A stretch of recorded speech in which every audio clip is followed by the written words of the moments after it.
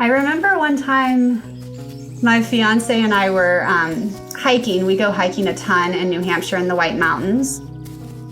And so I'm wearing a hiking backpack. We're climbing up a 5,000-foot mountain, so I'm like really tired. I remember for about 2 hours of the hike, I was feeling like just a weird sensation in my chest. Jessica is young and athletic, a full-time yoga instructor in Boston at a major university and private studio. And this hike should be a walk in the park for Jessica, a day of pure pleasure. But for 2 years, she's been walking the tightrope of a serious condition with the potential for a life-threatening episode out here in the mountains. I don't know, like something was weird in that collarbone area. And no matter what position I was putting my shoulder in or taking like the pack off that area, it like wouldn't stop. Despite that sensation, Jessica doesn't say anything to her fiancé and keeps on hiking, and this was on the way up the mountain. And it's in the right side of my body, which for some reason was more mentally comforting because I know my heart's on the left side of my body. As a yoga instructor, her instincts naturally turn toward the power of her own breath. I was just like, just breathe, Jess. Like, it'll be okay if it does start to get worse or you feel tingling in your arm, you're going to say something. But like, let's just try not to freak out.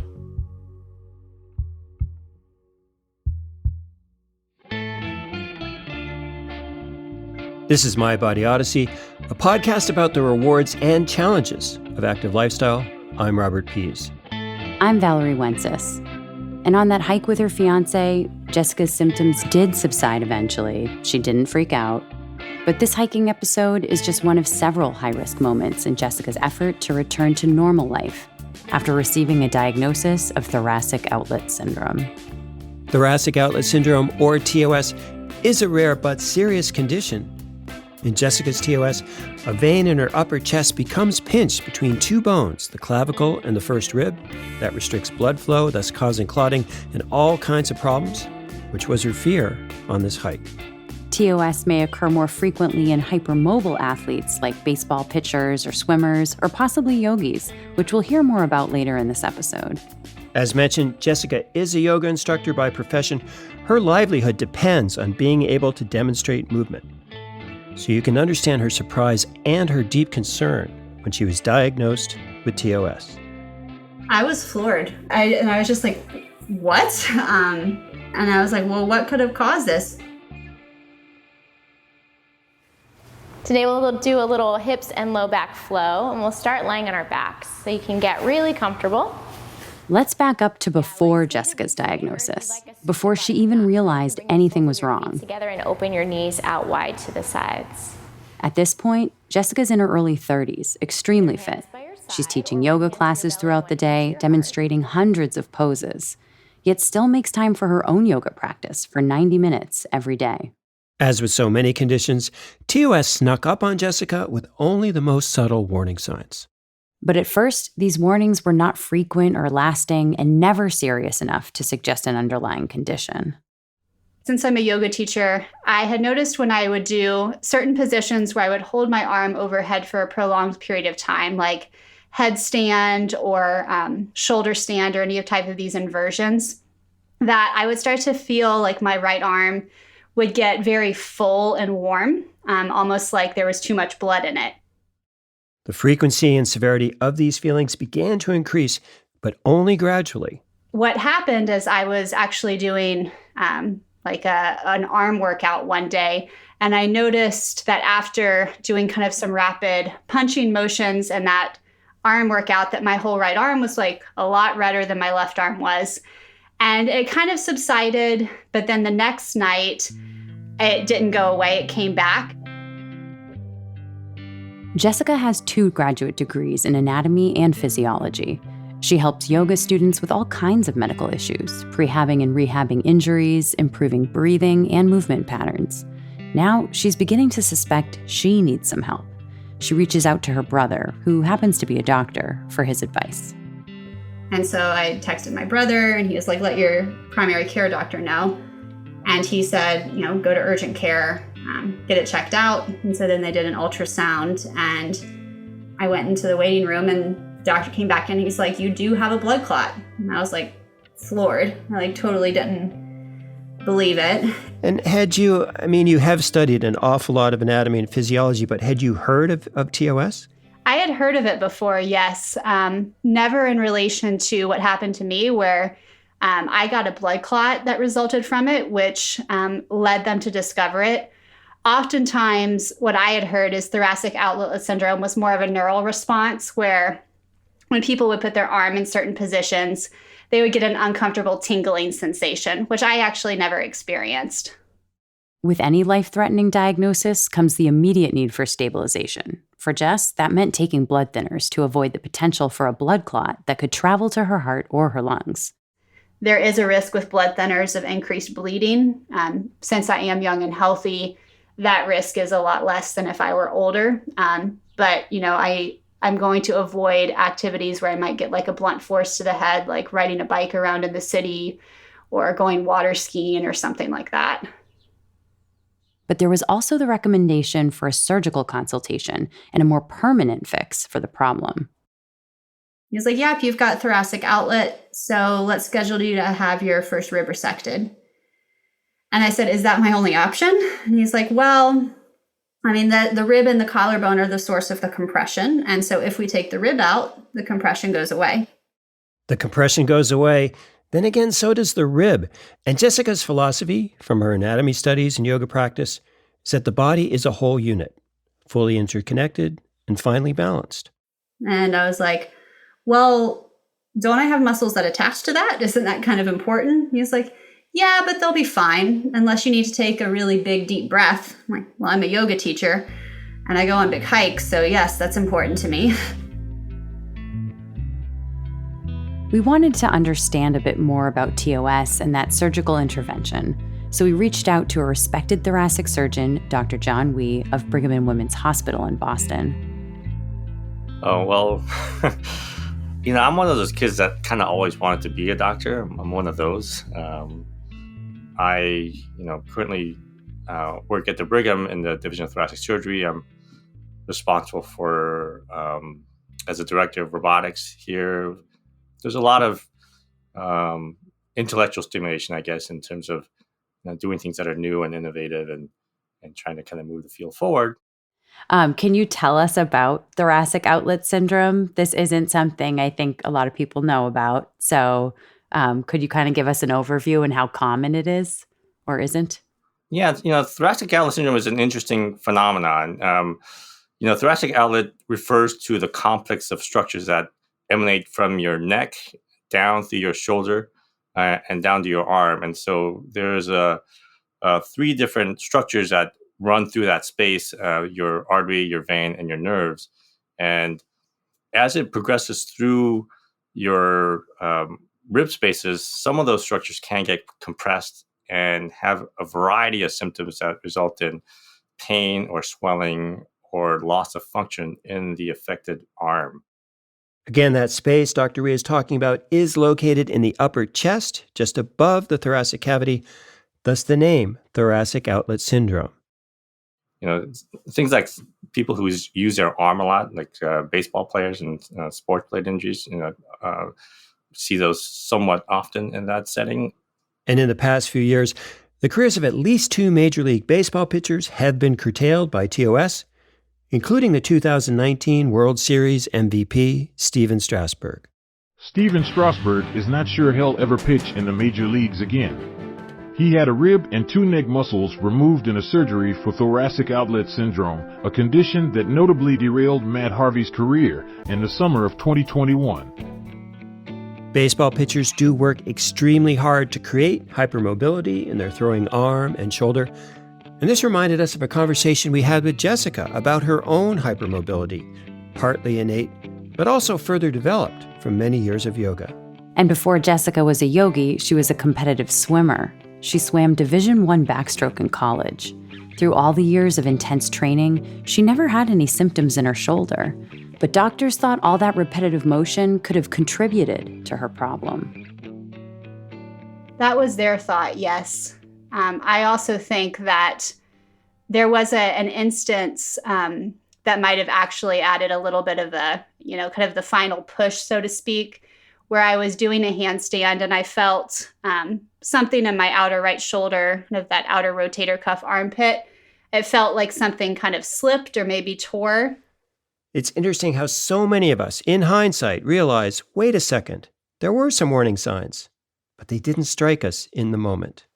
I came out of it and I was fine. And because I am hypermobile, so my ligaments and joints are quite loose, so to speak, compared to the average person, I think my body was very efficient in figuring out a compensation pattern around that, which resulted in me kind of over-recruiting some of my chest muscles and like my upper traps, which further contributed to that kind of narrowing of that space.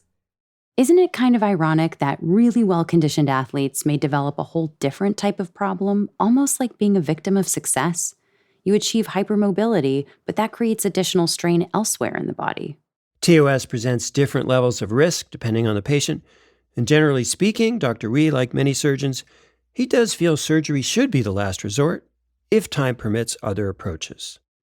I think you should always try conservative management before you committing to surgery. You should try to see what you can do without, changing your anatomy. But in cases like Jessica's, the clock could be ticking. That's because her constriction involves a vein and thus blood flow, which is why Dr. Wee emphasizes that putting off surgery to manage this form of TOS through physical therapy and medication, it does come with real risk. I often think, though, that if you have anatomic issues, if you have vascular issues that require anticoagulation, I think you'd be better off ultimately having surgery to relieve that compression, so you don't have to be on lifelong anticoagulation.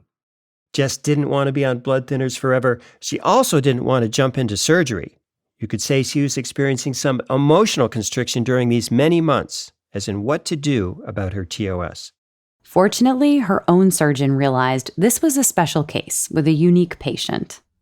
So with my thoracic surgeon, he was really great, actually. He was not your stereotypical surgeon that says surgery is the answer to everything. He heard me out about, I find that I'm very mobile, and I kind of demonstrated a few things. And I said, worst case scenario, what happens if I don't get surgery? He said, well, worst case scenario is that you clot again. He said, but given that you have this, this education and this background and this awareness, I'm okay with you, trying to figure things out. 2 years pass. 2 tough years of COVID and all that angst added to the stress Jess is feeling from TOS. And all this time, we're wondering, how's she doing? Had she been able to, in her words, figure things out? Had she had another issue, like her hiking episode, and possibly decided on surgery? And one way or another, was Jessica getting any closer to her normal life of hiking on the weekends and cycling around the city to yoga classes during the week? Hey folks, Rob here with a quick note. My Body Odyssey is actively seeking new stories for Season 2, and we'd love to hear from you. Do you struggle with chronic illness, injuries, or a behavioral disorder? Does this make it hard for you to exercise? Or has staying active been a key to your well-being? Or both? There's no easy one-size-fits-all answer to life's challenges and rewards, and My Body Odyssey wants to bring you listeners a diverse range of stories, some inspiring, some daunting, but all carefully researched and constructed. And we hope you can help. What's your Body Odyssey? Now back to the episode.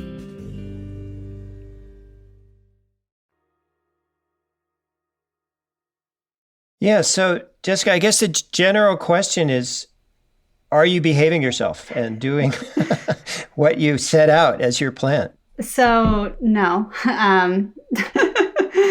I definitely am using my bike to commute around. But that being said, I am on a much lower dose of blood thinners now.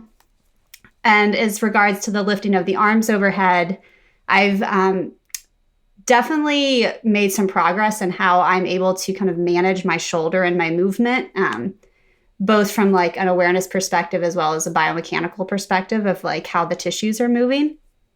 But it's important to note how much thoughtful work has gone into making that progress. I kind of started, basically in from the name. Like Thoracic Outlet Syndrome means that this one area in my chest between my collarbone and my rib is very small and compressed.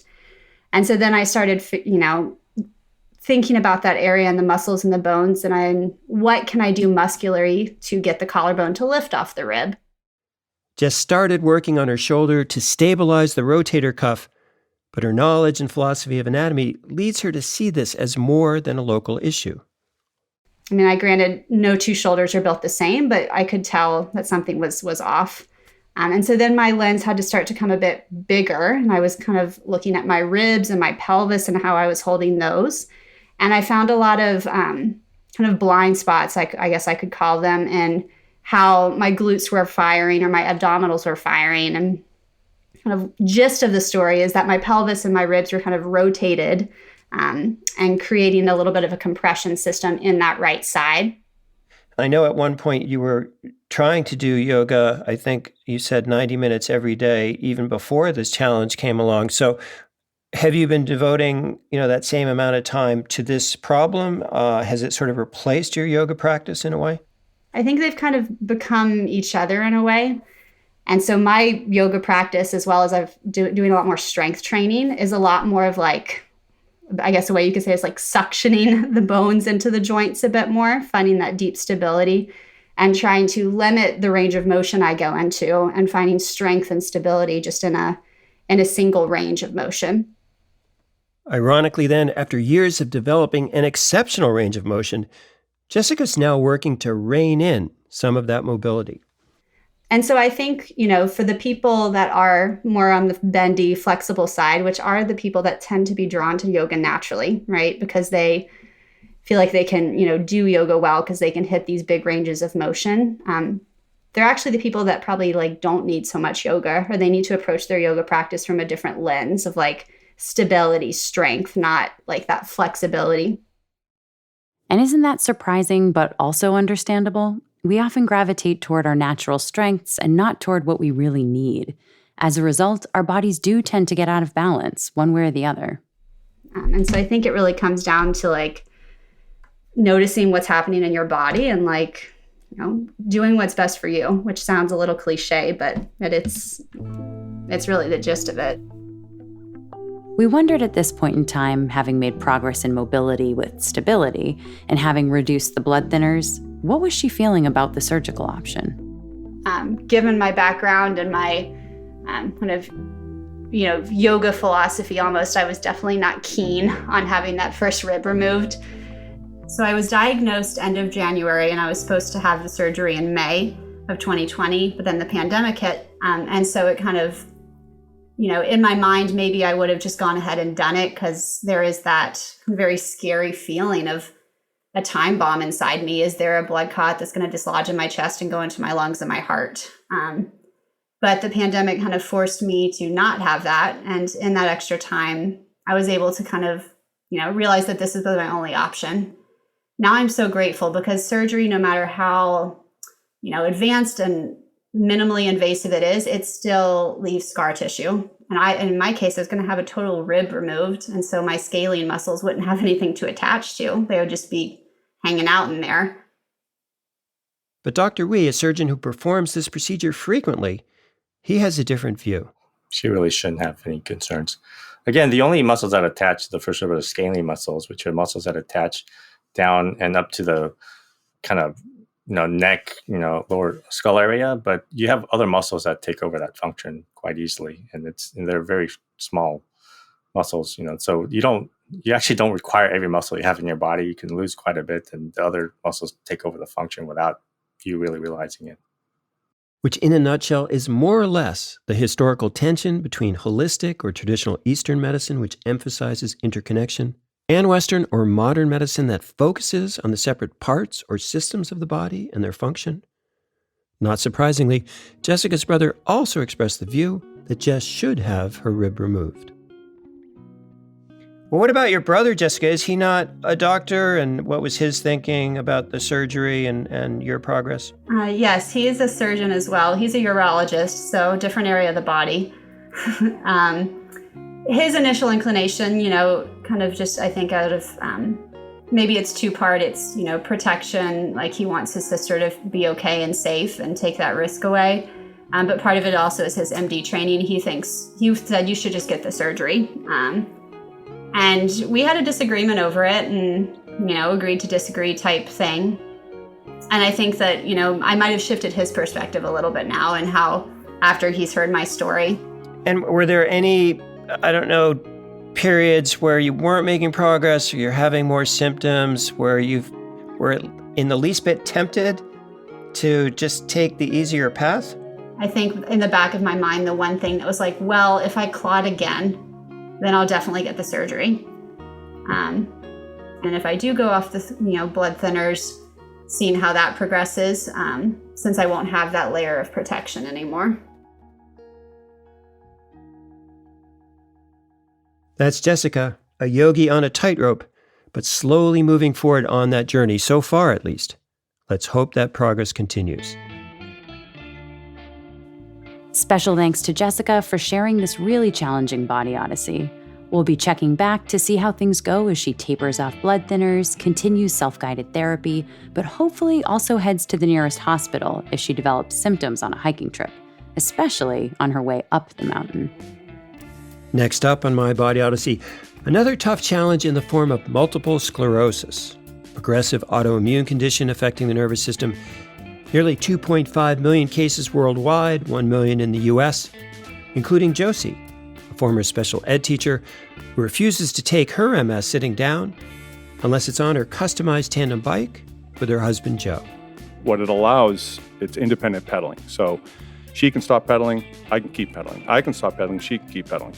So it's great. It just really works out. I just want to tell people with MS or anything that if they can't do something because of something's holding them back, there is the way to get it done. That's next up on My Body Odyssey. We hope you'll join us for that episode and turn a friend or two onto the show. Also, if you or someone you know wants to share a story of staying active despite or because of a major health challenge, please let us know through our website, mybodyodyssey.com, or via social media. Thanks for listening. From the whole team here at Fluent Knowledge, original music by Ryan Adair Rooney.